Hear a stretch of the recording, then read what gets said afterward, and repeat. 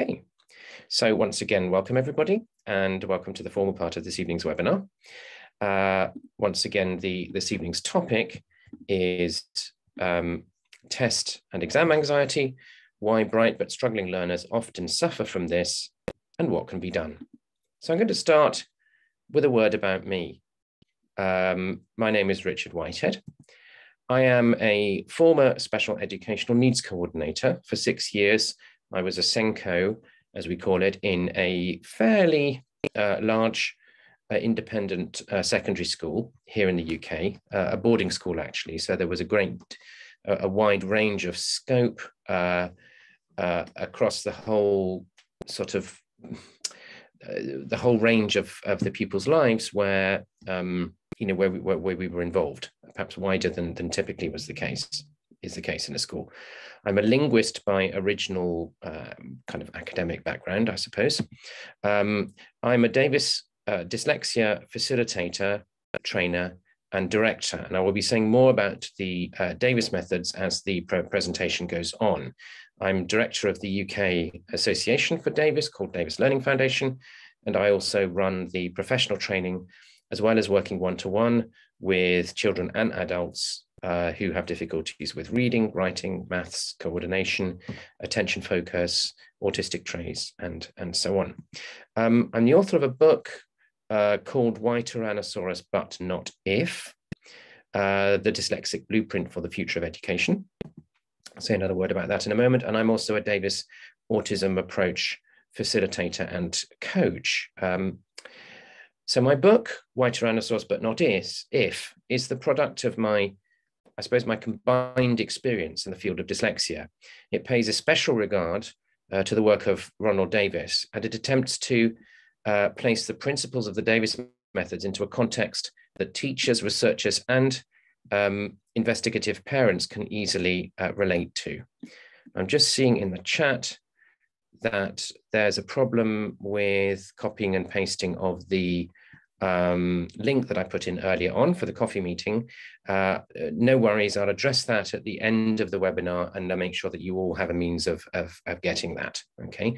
Remind me later on, but we will look at that later on. Okay, so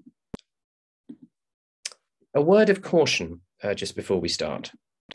This webinar is going to outline a common reason for anxiety among bright but struggling dyslexic learners. Quite possibly the most common reason, though I have not done any kind of had the means to do any kind of statistical study on that. However, anxiety problems can differ in origin. Some may require intervention from a therapist or psychologist. And the strategies described here, that are going to be described this evening, should not be construed as a replacement for that sort of intervention where it is indicated. Okay, so we're going to be looking at as I say, one of the most common reasons that is associated specifically with dyslexia, but that shouldn't be construed to be a universal panacea, if you like, for all forms of test or exam anxiety that can occur. So I want to start with a story that I tell actually in my book, Why Tyrannosaurus But Not If. When I was working as a special educational needs coordinator, I gave a presentation to a group of fellow learning support teachers, at which I emphasized how important it is for dyslexic learners to picture the meaning of what they are learning. And following the presentation, one colleague decided to try out a more visual approach when helping a 15-year-old pupil to understand acids and bases in chemistry. As part of this approach, she asked the pupil, who was a girl, to make a poster showing the color changes that occur in universal indicator at different stages of the pH scale, drawing each color and then labeling it. When she got to strong alkalis, she suddenly paused. Hang on, she said, I remember learning in year 9 that strong alkalis turn universal indicator indigo. But what's indigo? I don't actually know what indigo looks like. So here's the thing. At the age of 13, this girl had memorized a fact. But it was only 2 years later when she came to create a visual resource blending word and image, that she realized that she had memorized that fact without actually understanding or conceptualizing it. And what had happened here has a key bearing on what we know to be a typical feature of dyslexia. In the Davis approach, we distinguish between two fundamentally different modes of thinking, what we call word thinking and picture thinking. Word thinking is the ability to think with the sounds of words in your imagination. It's like your little MP3 recorder and playback device in the head. Some people refer to it as internal monologue or a voice in the head. Not all adults do it. So if you are feeling baffled by the idea that there is word thinking, it's probably because you don't do it. But most adults, at least, do have an element or a degree of word thinking. Okay. Picture thinking, on the other hand, is the ability to think directly in mental imagery, in pictures, sensations, natural sounds, tastes, and smells. Now, first and foremost, dyslexics are picture thinkers. Not only that, they tend to have an enhanced ability to explore their mental imagery in 3D, as this extract from a survey by the charity Dyslexic Advantage highlights. So in this survey, one of the questions asked to respondents was whether, when I form 3D spatial images in my mind, I can manipulate them at will and view them from all angles. Okay, so forming 3D images and manipulating them. Those who self-identified as dyslexic answered like this. So a great predominance of those who agreed or strongly agreed with that statement. Those who self-identified as definitely not dyslexic responded like this, almost a mirror image of the dyslexic respondents. Okay, and I believe that there were around, oh yes, here we go, just under 1,100 respondents to this, which is quite a significant sample size. Okay. So dyslexics tend to excel, as we know also, in professions that require enhanced spatial awareness, lateral thinking, and visual creativity. As co-founder of Dyslexic Advantage, Fernette Eid puts it, it's a huge mistake to regard a dyslexic child as if his or her brain is trying to follow the same pathway of development as all the other kids, but is simply doing a bad job of it. In reality, the brains of kids with dyslexic processing styles are actually developing in a very different way. They establish a different pattern of connections and circuitry, creating a different kind of problem-solving apparatus. The difference is global, not just in certain areas of the brain. Metaphorically, I've heard the experience of dyslexic learners in a traditional learning environment described as akin to the experience of a Mac user in an environment where there are only PCs, or vice versa. So that person is bound to encounter certain difficulties here and there, but it doesn't mean that the person has a malfunctioning device. It simply means they have a different device from the devices of the other people around them in that learning environment. And that's essentially the thrust of what we're looking at here. So test anxiety among picture-thinking dyslexic thinkers typically starts when a child tries desperately hard to remember a series of facts, perhaps studying them for hours the night before, then goes into the test and simply cannot recall them. The room is silent. The clock is ticking. The mind is blank. The child is experiencing a cocktail of emotions, largely centered around fear of censure, shame at their inability to perform, and confusion as to why so much hard work has not paid off. They may even have been told to try harder next time when they are already giving their utmost. This happens again and again and again. In an enlightened school, the support structure may recognize their need and allow them supervised rest breaks in formal examinations as a way of mitigating the problem.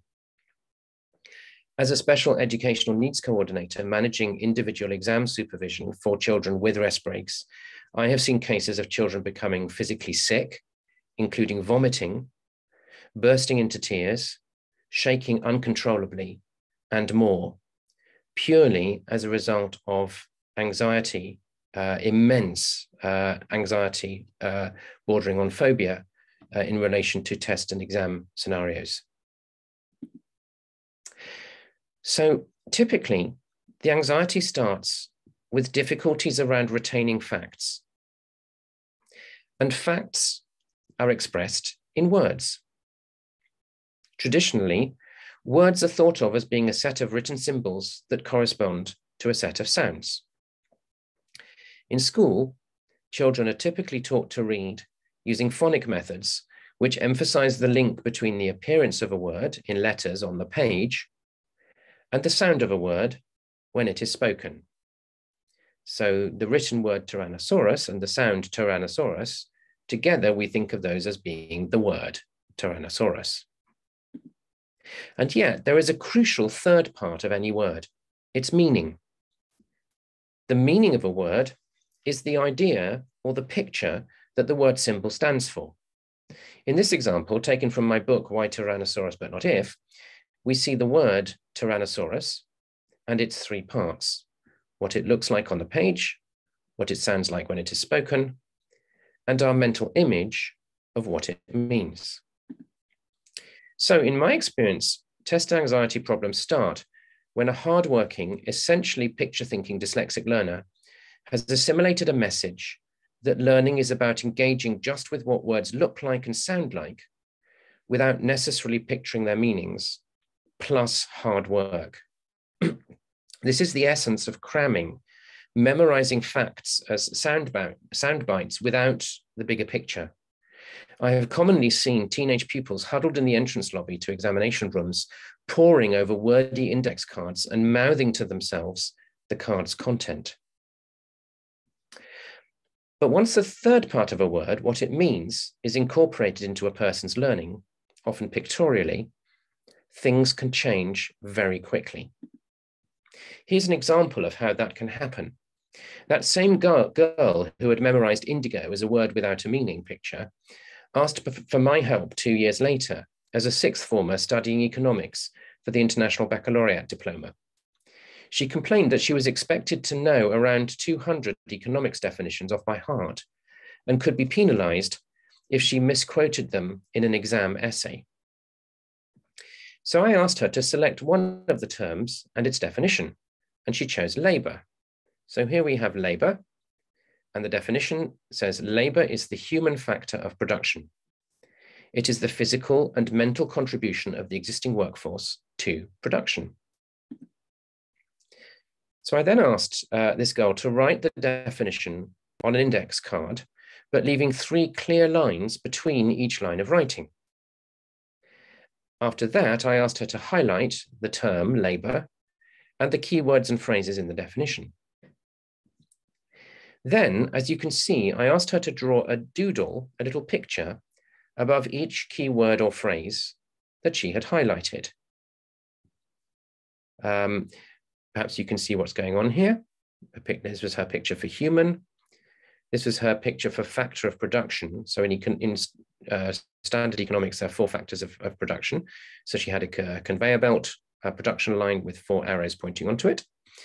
The physical and mental contribution, she decided would just be an arrow of the existing. So she's got the time now being existing, workforce, a merry bunch of people with their tools, to production. And we have a conveyor belt of production line again. Okay, so after she had written this and drawn these pictures, I asked her then to read the definition out loud. Labor is the human factor of production. It is the physical and mental contribution of the existing workforce to production. Then we covered everything on the card except the top row of doodles. I asked her to look at the doodles and see if she could use them as memory prompts for the words of the definition. So let's try this ourselves. Labor is the human factor of production. We got that right. It is the physical and mental contribution of the existing workforce to production. Finally, I invited her to close her eyes, picture all of her doodles, and then recite the definition from her visual memory of the doodles, peeking whenever she needed to. She didn't need to peek. And she went away confident that she knew the definition through the pictures that she had created of its meaning. So the key vehicle that we're using here, dyslexics are picture thinkers. Picture thinkers are able to picture pictures much more easily than they can picture words. In fact, most of us that applies to. And therefore, when you combine words and pictures in a single learning experience to fix meaning, to anchor meaning, then the pictures and the words will work together in order for you to be confident as to what the words are that you need to have retained. And so what is more, she had certainty that she had understood the meaning. So she'd not just retained it, but she's understood it, because you can't actually draw or picture what you don't understand. So when educating dyslexic learners, we need to shift our mindset. Traditionally, it has been assumed that a person's greatest learning resource is their memory, perhaps their verbal memory. Children are taught facts that they are expected to learn and reproduce in tests. Yet memorization is actually a low cognitive function. And as we've seen, it's not a natural dyslexic strength. So learning itself needs to shift its emphasis from memorization of facts to the creation of experimental learning environments. In an experimental learning environment, children are given a basic framework and appropriate research tools, and they then recreate the material in a way that is personal to them. In short, we need to consider not memory, but guided imagination as our central learning tool. Making this shift will benefit not just dyslexic children, but all learners actually, as it utilizes higher rather than lower cognitive functions. Some of you may be familiar with the term working memory from diagnostic assessments and cognitive studies. And working memory restrictions are often cited as a reason why learners with dyslexia fail to recall information in tests. In my experience, creative learning environments bypass these restrictions, activating long-term experiential memory, which is typically strong in dyslexic picture thinking learners. To put another way, when you create something for yourself, when you recreate what you are learning, adding a dash of what makes you you, that learning becomes a part of who you are. And then nothing and nobody will be able to take it away from you. So as I've said in previous webinars, here are the ingredients of what I call dyslexia-inspired learning. Words, images, and personal creativity. And this is more than dyslexia-friendly learning. It is essentially a style of learning that trains all children to think like dyslexics, among whom are some of the world's greatest innovators and creative minds. Okay. Now on the screen, we see an example of how a child mastered all three parts of the word because. Commonly, children make mistakes on the spelling of this word and are frequently taught the spelling via mnemonics, such as big elephants cannot always use small entrances. The approach you see here, which is taken from the Davis methods, so-called Davis symbol mastery, enables a learner not just to master the spelling of a word without recourse to tricks of that kind, but directly rather, but also to enhance fluency of recognition of the word when reading, and crucially, to engage with causality, cause and effect principles. So a fundamental scientific principle, which you have to kind of engage with when you make a model for the meaning of because means for the reason that. Okay, so here we have a person has tripped over. They've tripped over because they trod on a stick. One of, as I've said in previous webinars, one of the very powerful Davis techniques is a reading exercise called picture at punctuation. And in this exercise, the reader stops at each punctuation mark and makes a mental image of what he or she has just read. This has been shown to enhance both comprehension and retention of reading material very significantly. Crucially, though, it starts to build a person's confidence that what they put into their mind as images is going to stay there. Key to resolving test phobia, test anxiety, is this rebuilding of a person's trust in their own mental functions, that they can rely on their own mind and that it won't let them down in critical situations such as tests and exams. So we've taken a look at texts of this kind before in webinars. Those of you who've been here before, let's have a quick look at picture punctuation using a fictitious text. So reading up to the first punctuation mark, as Gregor Samsa awoke one morning from uneasy dreams. Just look away for a moment. See what picture you get for that. Maybe a young man, or maybe a man waking up. Yeah, how can you see that it's morning? Yeah, maybe through the sunlight. What does he look like?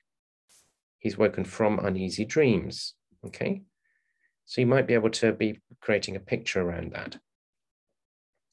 Next part, he found himself transformed in his bed into a gigantic insect. Maybe your picture has changed. Maybe now you're not looking at a man, you're seeing some giant bug on this bed. He lay on his armor-like back. Now you're starting to get a picture of which way round he is and what his back is like. So because we're in a webinar, I'm giving you these prompts, but when I'm working one-to-one with an individual, I would simply be asking at these points, what do you see? And then just asking probing questions as needed if the picture that the person gives back is not a complete rendering of what has been written, of the images that the writer was trying to put into it. Okay, so it's just a process of essentially kind of converting the text that we're reading into mental imagery or even a mental movie. Now, on one memorable occasion, I deployed the picture punctuation technique as a learning support teacher with a year 10 girl pupil who was struggling to learn an IGCSE English language anthology passage for a test the next term. We worked through several paragraphs in the course of her last learning support lesson before the 3-week Christmas holiday. After the holidays, another teacher took her over, and I suggested to that teacher that she might ask this girl some oral comprehension questions about the passage without necessarily showing it to her again.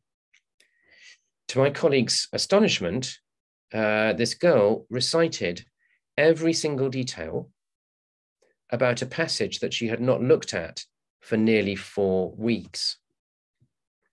And once again, this sort of experience can give a huge boost to a test-phobic pupil, as it shows them how, when they convert their learning into pictures, real or imagined, they can put facts into their mind and they stay there, and they can learn to start to rely on them staying there. So for a dyslexic learner, understanding something means picturing it. But what happens when we try picture punctuation on a text like this one, a chemistry text on atomic structure? All substances are made from atoms. Each atom is made of a nucleus. Containing protons and neutrons. Surrounded by electrons. Okay, fair enough. But I have worked on similar texts with secondary learners where right at the first punctuation mark, and I ask, what do you picture? And the person would say more or less nothing. I'm getting a blank. Okay. So what can block us from creating pictures from a text like this? Well, essentially, a lack of a real understanding of the individual terms and concepts contained in the text. I have had learners at this point where I've asked, what do you picture? Who've asked, 14, 15-year-old learners who've asked me, I can't quite picture an atom. Is it a small thing or a big thing? Okay, so basic facts from kind of year year 7, year 8 chemistry had not been assimilated even in year 10 and 11 very often. Okay, hence if we apply picture punctuation to a text and it doesn't work, this gives us an opportunity to kind of diagnose what earlier learning had been missed on the way. A child who memorized facts about atoms, nuclei, protons, neutrons, and electrons for a test, and then promptly forgot it all back in year 7 or year 8, will not, in year 10, for example, be able to picture the meaning of a sentence like this. As their learning of chemistry progresses, they will move deeper and deeper into a sea of confusion. So I very frequently worked with learners whose problem was not their lack of understanding of the text they were reading, of the text itself, but their lack of understanding of more fundamental concepts that they had been taught perhaps 2 or 3 years earlier. Concepts that had either not been assimilated at all, or that had been memorized, like indigo as a word without a meaning picture. Now, a very powerful medium that can be used to make learning permanent is white plasticine clay, as you've seen on an earlier slide. This is a core ingredient of all Davis programs. This particular year 10 pupil, boy, regularly failed all his biology tests, obtaining less than 50%, sometimes significantly less every time. After making this model of the key features of the human heart, and as you can see, we kind of cheated a bit on the clay because we were short on time. So it wasn't even a fully clay-based process, but the heart itself was made in clay, and then he drew with a whiteboard marker on my table to put the labels, and thankfully it wiped off afterwards. Okay, and so, but anyway, after making this model, he passed a test on this topic, obtaining, I can't remember if it was 96 or 97%, but it was over 95%. A little aside, by the way, you might want to drop into the chat if any of you know why the left atrium is on the right side of this model, and then the right atrium and the right ventricle are on the left side of this model. It's not a mistake. There is a reason for that. And then you only really start to engage with that if you're making a conscious picture about it. If anyone knows the answer, feel free to drop it into the chat. Okay. Another year 10 pupil, whom I refer to in my book, made the reactivity series of metals in chemistry out of plasticine, or metals and 1 or 2 non-metals. Then named each element forwards and backwards, and finally closed her eyes and pictured her creation. It was kind of like this. Okay. Shortly after the test, she then sent me the email that you can see on the screen. Dear Mr. Whitehead, hope 5 o'clock is still okay for tomorrow. This is her next lesson. She was just checking it was still as scheduled. I received my chemistry mark back and got 96%, so very happy. I never found out what was the mistake that lost her the 4%, but anyway, that was based on what she'd done here. Okay. Now, this particular pupil had originally come to me because of test anxiety. At the time, she did not even know that she was dyslexic. She was just diagnosed a few months later as sort of following my intervention. She had a very strong work ethic, and spending hours and hours on her homework in the evenings had masked her dyslexic difficulties right up to the age of 14, which is when she came to me, from her teachers, her parents, and indeed from herself. Discovering the power of personal creativity and picturing as a learning tool had a huge impact on her confidence in tests and exams, and reduced her anxiety to a point where she was able to integrate into the main examination room again without panic attacks. Here we see an example, another example from chemistry, a model of 2 isotopes, carbon-12 and carbon-14.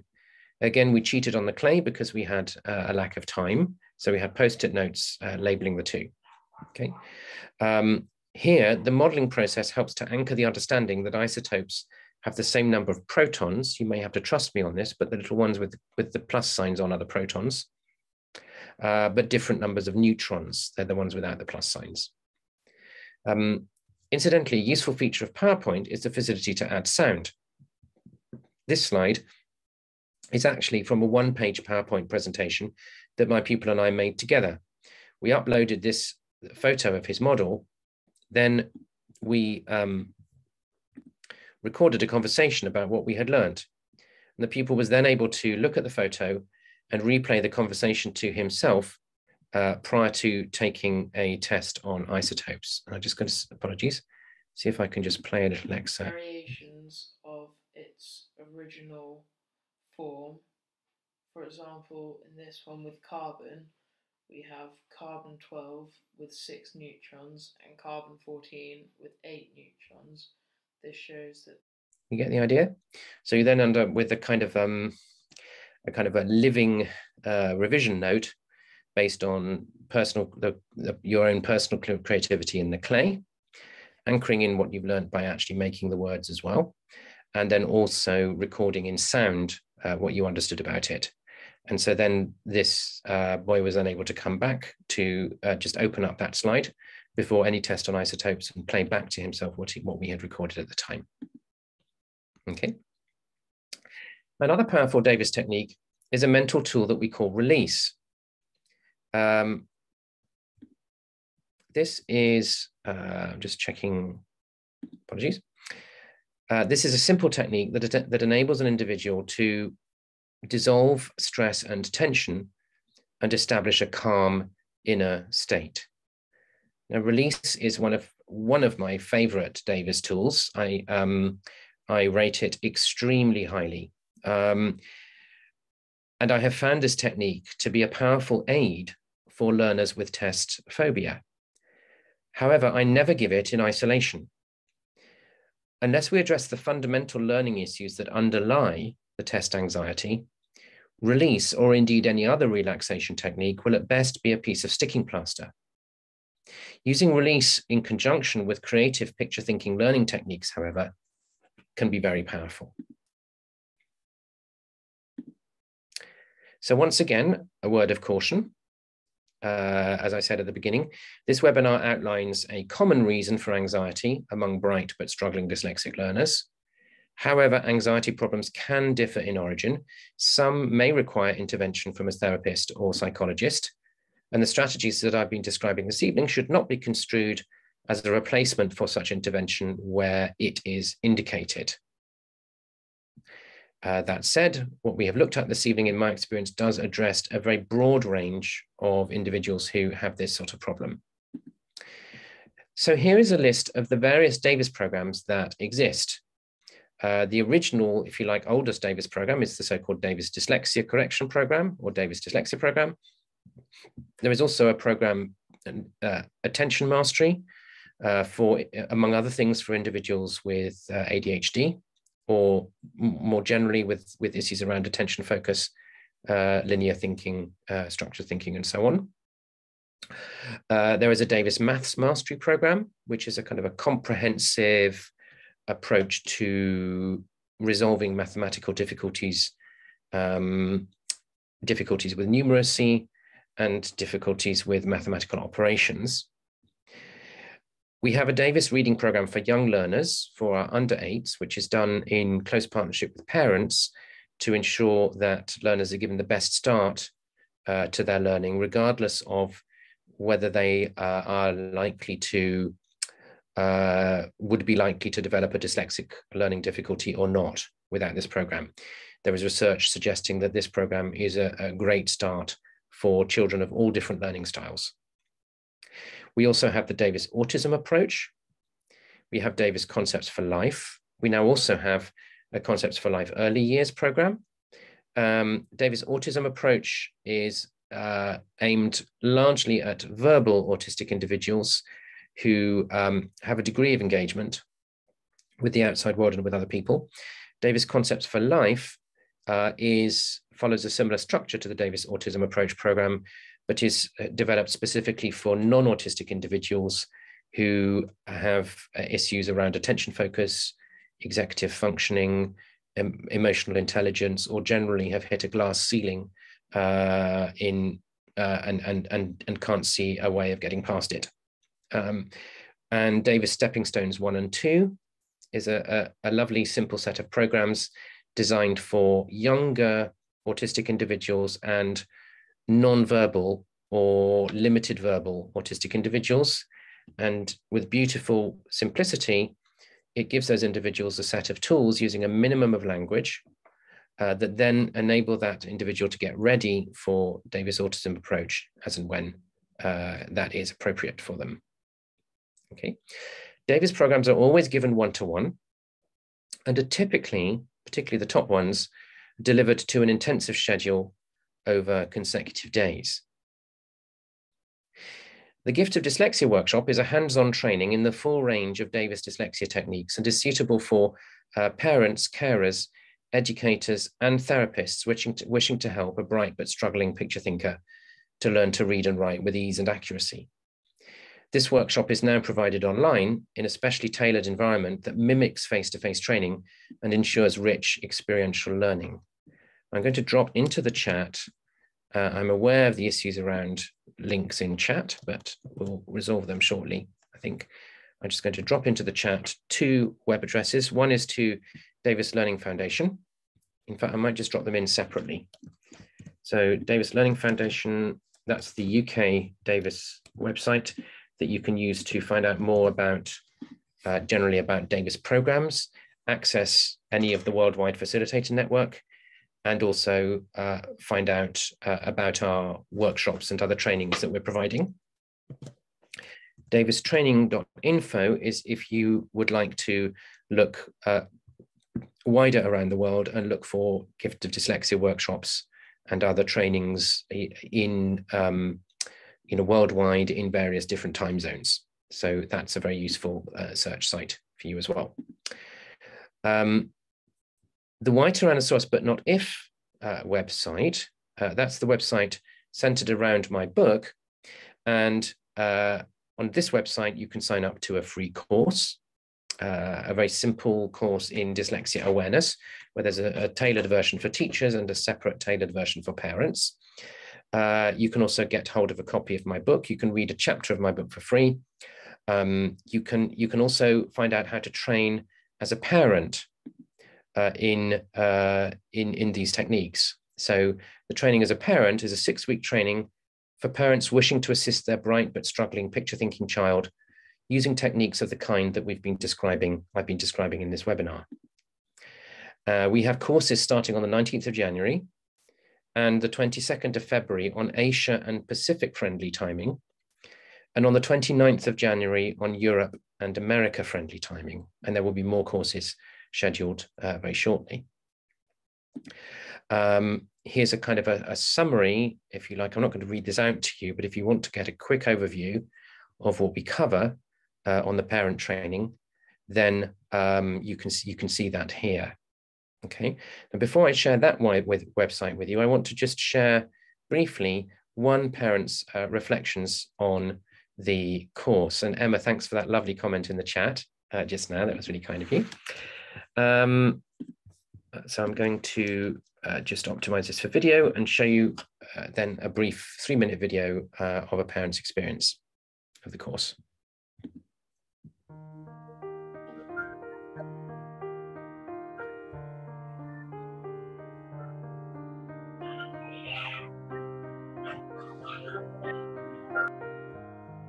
The first thing that I found exceptionally useful was to understand how Miles reads or doesn't read, or what he sees because of his dyslexia. And then, of course, how very quickly, over the course of only 6 weeks, did I appreciate that I was suddenly equipped with so many tools to be able to help him to speed up the learning, where it took away a load of stress for him and for me.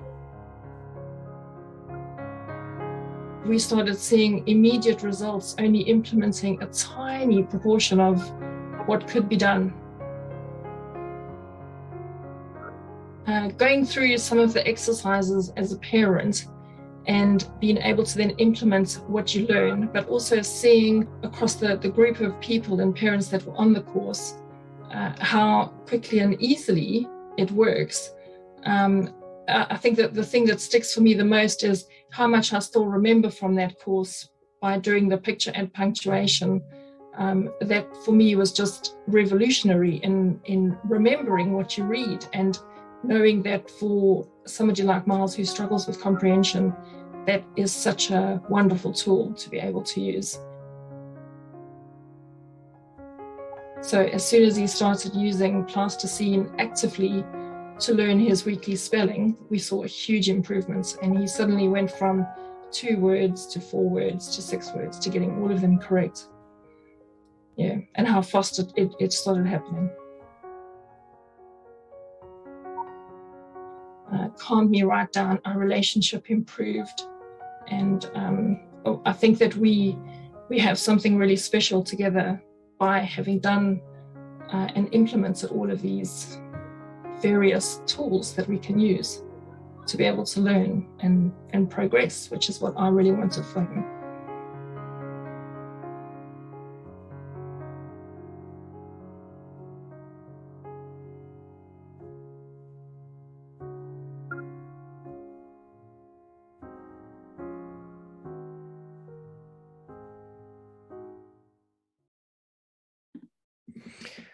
Okay, I've just been following with mild amusement what's been said in the chat. I would absolutely concur with everything that Emma has said there. So we do take a look at what's been going to the chat if you haven't already done so. Very happy to discuss further on email or by any medium or through the Q&A ask if anyone wants to deepen that discussion. Okay, so just a reminder that if you want a place to start, a good place to start could be our free online course. If you feel, however, that you want to get ahead and get onto our next parent training, then there are still places on the courses that are coming up shortly. I'm just going to drop into the chat the White-Eye website, so that's there for you as well. And I thought I would finish the formal part of the webinar just with my favorite quote by Ronald Davis, author of The Gift of Dyslexia and The Gift of Learning, where Ron says that the gift of dyslexia is the gift of mastery. And mastery is kind of the opposite type of learning to cramming, perhaps, so that we call memorization. And with mastery, Ron says, when someone masters something, it becomes a part of that person. It becomes part of the individual's thought and creative process. It adds the quality of its essence to all subsequent thought and creativity of the individual. And I'm absolutely convinced that the more we're able to shift our school learning environments towards mastery environments, the more problems with test anxiety and phobia will become a thing of the past. So thank you all for listening. We've got about 10 minutes to answer questions in the formal part of the webinar, which I will be doing in a moment. And I'm just going to drop into Zoom one more time the details of the meeting. I'm aware that there were some issues around being able to sort of click on or copy the link. I'm going to start by just putting the link in this time. You probably won't need the meeting ID, okay, but I'm just going to drop that in as well in case that's needed. Okay, now I think clicking on that link on an individual website link should work. If it doesn't work, that works. Excellent. Thanks, Emma. Okay, so if it doesn't work, then you would just need to copy it onto the clipboard and then paste it into your internet browser. I'm hoping that works okay for everybody. Any issues, you can drop them into the questions. So I can see that there's already a question that has been asked. So one person is asking, how do you advise students to take notes in class? That is a really good question. Thank you for that. So essentially, there are various options ranging from low tech to high tech. I have seen individuals, particularly sixth formers, who have transformed their learning by learning how to add just quick stickman type drawings, doodles to their notes at key points. Sometimes they would take word notes in class, and then at home they would illustrate them as their way of consolidating them. There are also technical options. You can get hold of mind map programs. A particularly popular one among the learners that I worked with. So the school was a MacBook platform, and there was a program called MindNode, which was a very, very easy to operate program. You could type into it pretty much as quickly as into a Word document, but you could also copy and paste images in very easily. There is also, so I'll drop a link to that. MindNode has slightly changed its format more recently, but I will drop the link to MindNode into the chat now. Also, something I'm particularly fond of is Quizlet. I've just put a link into that as well. On Quizlet.com, you can open a free account, and it doesn't. If you're working on a computer as opposed to a phone, then you have the facility to create what's called a study set. You can type in a set of terms that you need to learn. You can either use the automatically generated definitions that are embedded in Quizlet, or you can type your own definition, or you can edit their definition. And then there's an image icon. When you click on the image icon, it then gives you a range of images you can choose from that you can then input. And then you can create electronic flashcards. You can even test yourself on the spelling. You can play games of various kinds. You can pay, and there's like a pairs game that you can do. And you've got sort of various ways of reinforcing your learning in a way that blends words and pictures. So in terms of what can be done in class, which was the question, what needs to be done in class is whatever is quickest and whatever possible in the time that you have. Sometimes then it's a combination of words and quick doodles. And then after class, then consolidating your notes, either on paper or through some electronic medium in order to create your own personal resource, which then blends words and pictures. PowerPoint, as I was saying earlier, is also an extremely powerful resource for students to use when they're when they're learning a topic. For example, in geography, you know, if you imagine what you would be doing if you were putting a PowerPoint together to give a presentation to a group of people, like I've done this evening, a student can very easily do that. And it's like they're putting together a presentation to themselves. And there's now a kind of, PowerPoint has an online picture bank that you can very easily then just go insert picture online, look for the one that you want, drop it in. And then you could even then record yourself speaking about what you've learned, as I was saying earlier. So then you've got a kind of a recorded presentation of yourself talking about what you've just learned that you can then play back to yourself and watch the images anytime that you feel that you need to. So technology to an extent has revolutionized what's possible, and it's widened what's possible. What then becomes important is finding the right approach for the right learner. So what I would tend to do would be to tentatively show learners the different range of things that are available. And depending on how IT savvy or not IT savvy they were, how good at drawing or bad at drawing or so on, they would then sort of find their own way that works for them. So hoping that is in some way useful.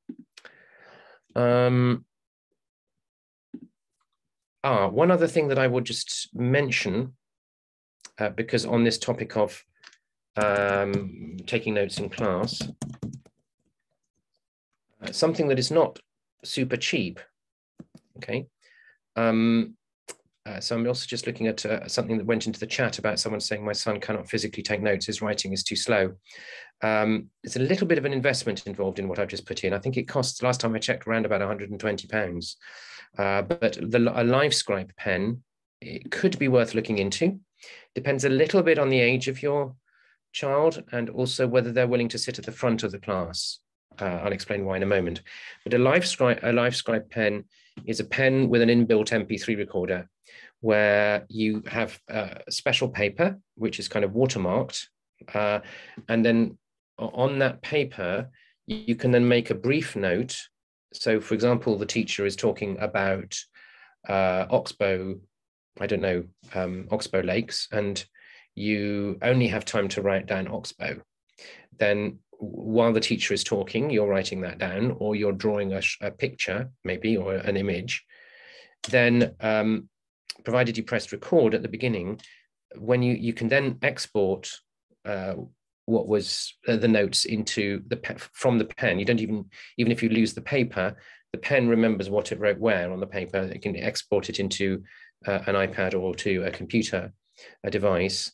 And then when you click on a particular note, it will play back what the teacher was saying or what was being said in the room when that note was being taken.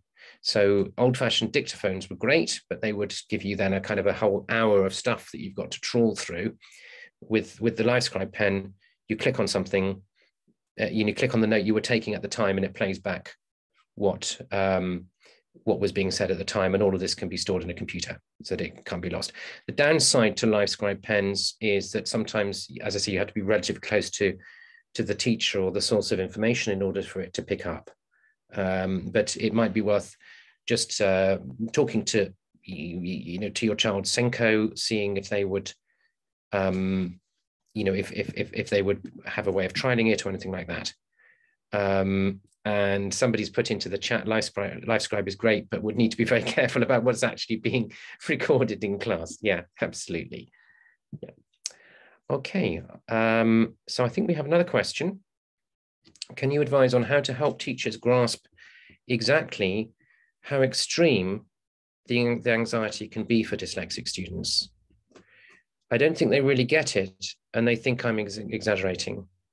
Is there evidence of research or examples of good practice I can show them?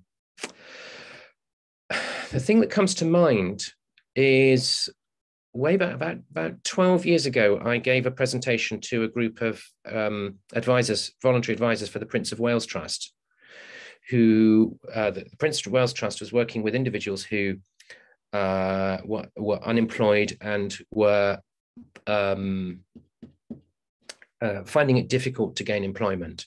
And so these advisors would be themselves professionally successful individuals who would be kind of mentoring these individuals towards being able to gain meaningful work. And a lot of the advisors were, so I was asked to come along to talk about dyslexia, and a lot of the advisors were saying that their dyslexic mentees were very often at the end of a session agreeing to various follow-up activities that they wouldn't then do. So the mentor would say, okay, over the next week, read up on this or write your resume. And the person would say, yes, okay. And they would go away. And the next week, then there would be an excuse or a reason why they hadn't done it. And my strong suspicion was that what was going on was that the individual was hitting up against kind of phobic reactions to in this case, to literacy, to reading, having to engage with reading and writing. They were ashamed to own up to them. Therefore, they were saying, yes, I'll do that, but then finding a kind of a coping mechanism in order not to do it and then come back the next week. I remember saying to that group, imagine, I'm just trying to think what the metaphor was that I gave. I think it was, imagine being told to, so you're in a 10th story office and there is a ledge outside the office, which is probably wide enough to be reasonably safe, but has no boundary to it. And your mentor then tells you to climb out of the window, walk along the ledge to the next room and to climb in the next window. And your mentor has no understanding of why this should in any way be a problem or difficult for you. And that metaphor kind of clicked. And they were like, oh my goodness, that's what's going on for these people, for our mentees. So that's what my sorry, the long answer to a short question, but I think the most effective thing very often is finding a metaphor that the individual can relate to. And yes, indeed, MindNode is only Apple. Looking at the chat, there are other mind mapping softwares which are not, but they need MindNode ticks the box of being extremely simple and very simple to import images. And I haven't been able to find a similar one for PC, but I'm sure that they exist. Okay, so we now have a question. Please, could you specify the type of clay to use and where to get it? Now, it's interesting that you should ask that. I've recently found another source. So new clay, white nucleus, is a clay that we've always used in the past. So new clay. So new clay is the name of the company. It's not letting me type it, it's trying to autocorrect. Another one that I've literally just got hold of is this one that was recommended to me, Scholar Color Clay. Paradoxical because it's actually white color clay, as it were. This is really good as well. Okay, and I got that from a firm called Rapid Electronics. It's more and more bizarre, doesn't it? And they were extremely quick and efficient to get it to me. There are various sources of that online as well, but we would advise that it's white. Okay, so that's gone into the chat. And then somebody's asking what kind of jobs are more suitable or helpful when they grow up. Well, if you go to, from memory, if you go to dyslexia.com, apologies, I may be misremembering it, but I think on dyslexia.com, which is our international website, I think you can find there a list of professions in which dyslexic individuals will typically excel. It's never going to be exhaustive, of course, but very often it's professions that involve visual spatial thinking. So sorts of areas, graphic design, software design, engineering, architecture, if the person can overcome their any literacy difficulties, which a Davis program would of course help with. Very often a person will have excellent ability in those areas that will then, even without intervention, act as a counterweight to the literacy problems. We've seen that happen. Sports, a lot of actors, drama, performing arts generally, artistic things. We've got a message in the chat saying I work with a lot of dyslexic police officers, detectives and armed response officers. Yeah, that's another area. Entrepreneurs also. There is research suggesting that if you're dyslexic, you're in the UK, you're twice as likely to be a successful entrepreneur as if you're not dyslexic. The source of, I'm trying to remember the name of the, I'll remember when we're in the chat. Julie Logan, Professor. If you look her up, she has a research study on dyslexia and entrepreneurism you can look at. Okay, so it's 8:35. I'm going to suggest that we close the formal webinar at this point. And those of us who wish to, you're very welcome to move across to the, there's a nice lot of other professions appearing in the chat, which is wonderful. We're very welcome to move across to the coffee meeting. Okay, I'm just going to pull out once again the, somebody saying when I copy and paste the ID, it changes to this. I'm not sure what's going on there, but this ID should work okay.